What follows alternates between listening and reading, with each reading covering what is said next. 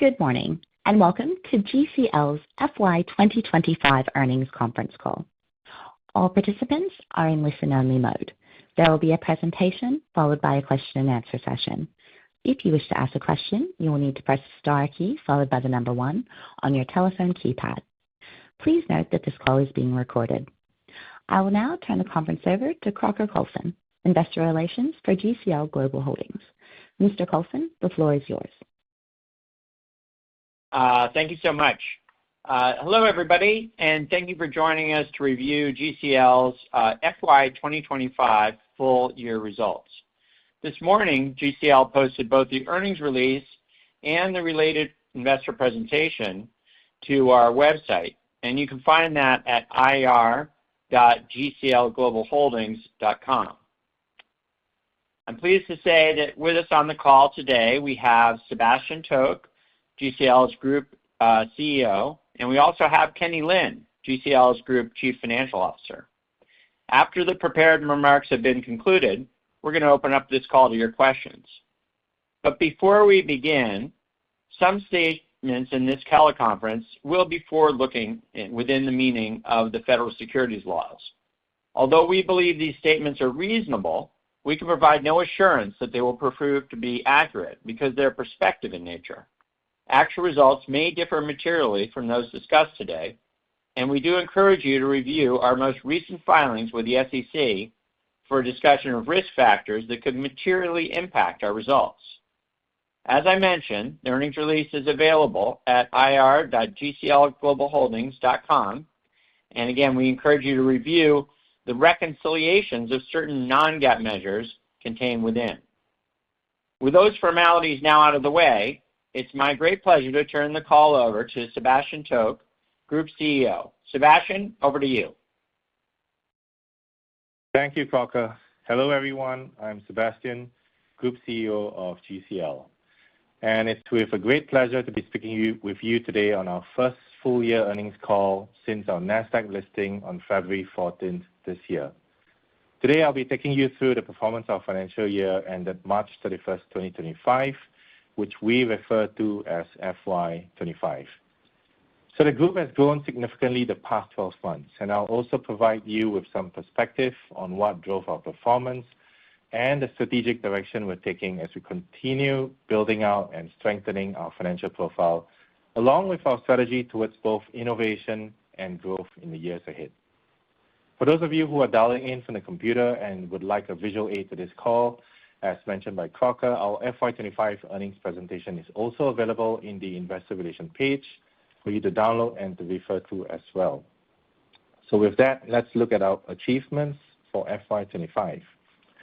Now, FY25 was truly a transformative year for GCL Global Holdings. Not only did we become a public company during FY25, we also delivered the strongest year of growth in our company's history, both in absolute revenue and in percentage terms. More importantly, the group returned to profitability this year, reversing a loss from FY24. This turnaround reflects the underlying strength of our operating model, the scalability of our platform, and the successful execution of our strategic initiatives. The growth this year was broad-based, with strong contributions across 3 of our 4 business segments. Our game distribution division saw a particularly strong uplift in FY25, largely supported by the global release of several highly anticipated AAA game titles that drove an industry-wide surge in consumer demand. So among these titles, we have titles such as Black Myth: Wukong, Shin Megami Tensei 5, Metaphor ReFantazio, Elden Ring: Shadow of the Erdtree, NBA 2K25, Sonic X Shadow Generations, Warhammer 40K Space Marine 2, Dragon Ball, Civilization 7, and Monster Hunter Wilds. So these titles were among some of our best-selling titles for FY25, and this is also reflected by the 30% year-on-year growth in the number of game copies sold in FY25. For the financial year of FY25, we saw distribution grow phenomenally, where we had grown from 5 million copies of games sold in FY24 to 6.5 million copies of games sold in FY25. These marquee releases not only invigorated retail and digital demand, but also translated into materially higher sell-through volumes across core distribution markets. An example of this would be our role as a global physical publisher for Black Myth: Wukong, a AAA title where we managed the global launch of physical copies of the game, including the collector's edition units. The success of the game has truly boosted our credibility in publishing and distribution across global markets. Now, while we expect Black Myth to continue generating long-tail revenue over subsequent periods, we saw the bulk of its revenue generation during its first year of launch. However, we believe subsequent downloadable content will be a catalyst for a boost in sales from the title again. Now, moving on to the game publishing front, we continue to expand our pipeline and deliver content that resonates with regional and global audiences. FY2025 marked continued traction in our strategy to publish high-potential titles, which includes titles that have launched as well as those that have yet to be launched as of FY2025, such as Black Myth: Wukong, Atomic Heart, Japan Drift Master, Stalker 2, Mandragora, Kong, Survivor Instinct, TerraTech Worlds, First Dwarf, Figment 2, and Dayman 1994. In line with our growth strategy in developing and investing into game IP, we made a strategic investment of a 20% equity stake in Netcom Inc. This is an emerging but widely respected studio based in Asia. With this investment, this marks GCL's first equity partnership with a game development studio and an important milestone in our concerted effort to move upstream into IP development. As part of this transaction, GCL secured global publishing rights to Netcom's upcoming game, Showa American Story, a title that we believe has the potential to be one of the most culturally distinctive and globally resonant IP that will be released. What gives us added confidence in the title's breakout potential is the engagement it has already generated ahead of the release. As of today, Showa American Story has a total of more than 280 million collective views across social media platforms. This includes both direct video views, third-party content coverage spanning YouTube, TikTok, Bilibili, and other global channels. This level of organic pre-release traction is truly rare, and we believe it's a strong indicator of global audience interest. The narrative universe of Showa American Story as well lends itself well to future transmedia adaptation opportunities, including animation, web series, merchandise, and more. At GCL, we believe strongly in the long-term value of owning or co-owning culturally distinctive game IPs that can transcend formats, and Showa American Story truly represents our first step in this direction. With that, I will turn the call over to our Group CFO, Kenny Lin, to discuss this year's results. Thank you, Sebastian. Fiscal year 2025 was a year of record growth. We achieved the strongest financial performance yet in our company's history, and this can be highlighted through the key items such as group revenue that grew by 45.7% year-on-year against FY2024 to $142 million. Gross profit growth exceeded that of revenues, increasing 59.5% year-on-year to $21 million as compared to the last fiscal year. These were primarily driven by the success of the uplift in revenue across game distribution and game publishing, boosted by the launch of Black Myth: Wukong. 2Game's digital distribution platform has also surpassed the 8,000 game threshold, an increase from just over 7,000 games last year, broadening our product offering and volume. Group net income saw record growth as we returned to profitability in FY2025, reversing the first ever record net loss in the company's history of -$2 million in FY2024. That was impacted mainly by listing expenses to a net income of $5 million in FY2025. EBITDA similarly grew close to 10x to 10.8 million from just 1 million in FY24. While game distribution is still the main contributor of the group's total revenue at around 86%, we've had a marked increase in game publishing of almost 3x, demonstrating substantial growth in FY25 to 16 million from 3.4 million in FY24.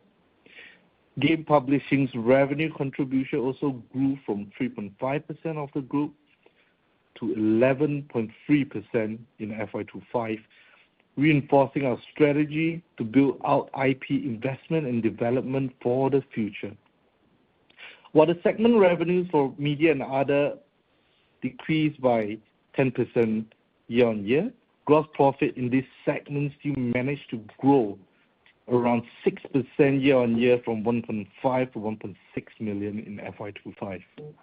In summary, I'm pleased to report that our record growth in FY25 validates the group's growth strategy and the disciplined execution of our integrated business model, giving us the foundation required for sustainable financial health. With that, I now turn the call back to Sebastian. Thank you, Kenny. So at this point in time, I want to take a quick moment in sharing what we feel would be GCL's future. So looking into the future, we expect our upcoming acquisition and subsequent integration of Ban Leong to broaden our business model in a very meaningful way.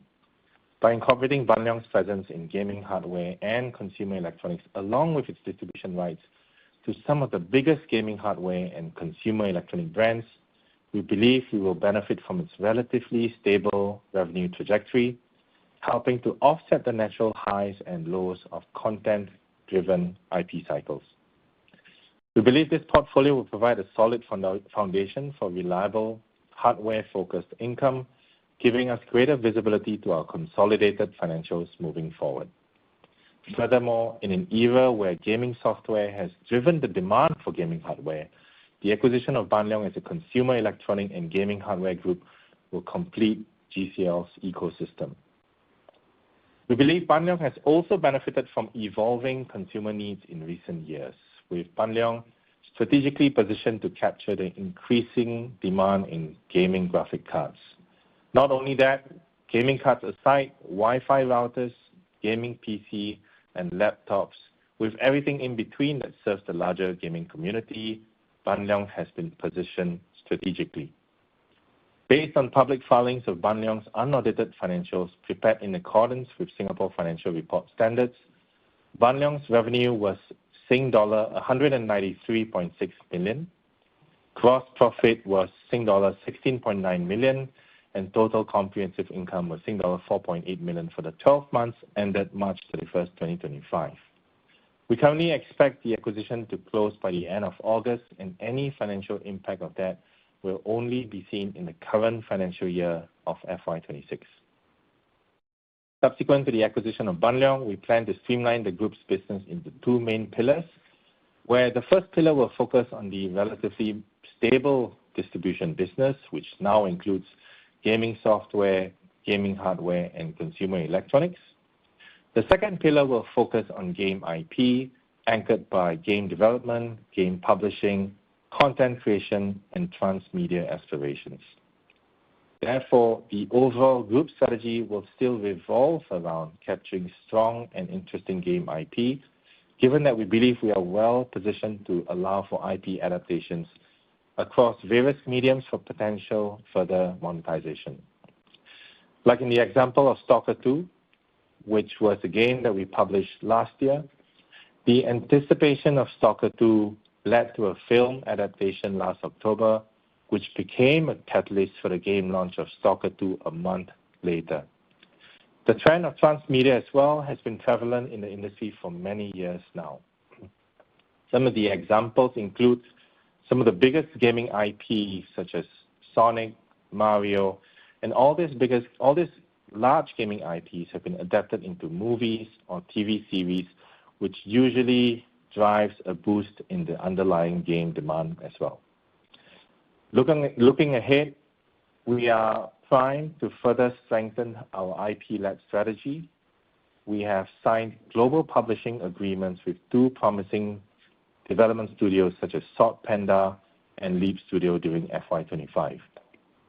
So with a quick introduction to both studios, Sword Panda is currently developing Sword Sage Awakening, a high-fidelity action RPG rooted in martial arts fantasy. The game showcases exceptional combat design and world building, and we are actively working with the studio on its go-to-market and publishing roadmap. Sword Sage Awakening had a recent showing in Bilibili World in Shanghai, where it received many promising feedback from gamers, alongside numerous media articles that highlighted the potential of the gameplay and the game IP. Meanwhile, Leap Studio is finalizing Realm of Ink, a visually stunning title that explores psychological themes through traditional ink brush aesthetics. It's an innovative title that pushes artistic boundaries while offering wide commercial appeal as well. Therefore, as a whole, our publishing strategy is not just financial. We're currently looking out for game studios and gaming IPs to invest, to co-develop, to publish, to represent our commitment in building a long-term portfolio of valuable IP, so as to enable creative studios with the capital, the publishing reach, and strategic support needed to scale globally. In summary, we expect our current financial year of FY26 to be driven by several concurrent growth drivers, such as demand for Switch 2 games that we're currently selling, fueled by the heightened launch interest and an expanding library of enhanced titles, combined with the stabilizing impact of the Banleong acquisition and integration, along with a broadened distribution reach. Additionally, we believe our growing development pipeline and transmedia strategy will unlock new upside, with IP returns potentially amplified through film, episodic content, and other cross-platform extensions. Therefore, as a summary, we plan to continue to invest selectively in IP development, both within and outside of the GCL group. With that, I'll now hand back the floor to the operator for any Q&A. So please feel free to engage and feel free to question and to engage with us on any of our strategies for this year and beyond. Thank you. If you wish to ask a question, please press star 1 on your telephone and wait for your name to be announced. If you wish to cancel your request, please press star 2. If you are on a speakerphone, please pick up the handset to ask your question. We will just pause for a moment to allow questioners to enter the queue.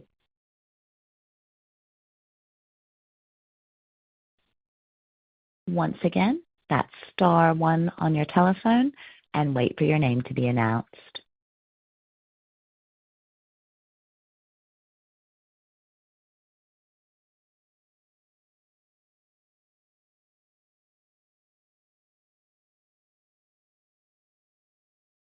We will call for questions again. That's star 1 on your telephone and wait for your name to be announced. We'll just give it about 10 seconds before we hand back. So that's just star 1 on your phone.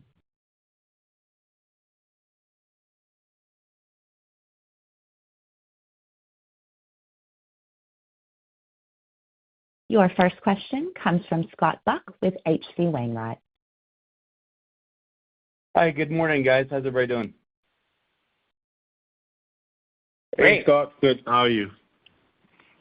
Good. I just have a couple quick ones for you. One on I guess more of a modeling question. On operating expense, outside of the acquisition, should we expect any kind of meaningful uptick in fiscal year 26 from 25? Are there places where you need to materially reinvest in the business, I guess? So I think in operating expense, in the 2 fiscal year, 24 and 25, we have incurred significant listing fees. So in 26, you will see that. And also, we are trying to optimize our cost and efficiency. So 26, you see a better margin, not only from the GP side, but also at the net income. Does that answer your question? Yeah, no, that's helpful. And then on gross profit or gross margin, as the business kind of branches out here, what is kind of the long-term expectation for what's possible on the gross margin side? I guess in general, we're looking to increase our profitability and margins as we move on to more publishing content and segment. But I can't give any specific guidance or target nor forecast in that area. I think, Scott, just kind of adding on to what Kenny has shared. With the acquisition of Ban Leong, it truly represents a strategic acquisition where a lot of the business pillars have actually got an overlay within both groups as well. So with the acquisition and a lot of the growth drivers that we're seeking to develop post-acquisition, it should lead to a lot of efficiencies and value drivers that hopefully will improve on the standalone margins through the operational efficiencies that's derived within the group post-acquisition. Great. That's very helpful. And if I can squeeze in one last one, you touched on it a bit in the prepared remarks, but what is the acquisition criteria? What are you guys looking for in future transactions? I think that's a great question, actually. I think for future acquisitions, the group, having acquired Ban Leong, really, as a group profile, you see us evolve into a very dynamic group. So from before, pre-Ban Leong, we were just focused on gaming IP, game publishing opportunities, but post-acquisition, we're truly a dynamic group. So at this point of time, I think, we don't have a hard and fast rule as to what kind of acquisitions would make sense. But what I can say is post-acquisition, as a more robust group, it certainly opens up more opportunities for us to look at any of the businesses that comes along our way that could add value either on the content creation side of things or the hardware business side of things. So as a group, I think we've been very aggressive in growing our business through the acquisition, and you can see this in our growth numbers as well. But moving forward as a more robust, full-spectrum gaming company, I think we are always on the lookout for businesses that would make sense, either on the IP software side of things or the hardware side of things as well. Great. Well, I appreciate the added color, guys. Thank you very much. Thank you. Thank you, Scott. And that's just star one on your phone if you do have any questions.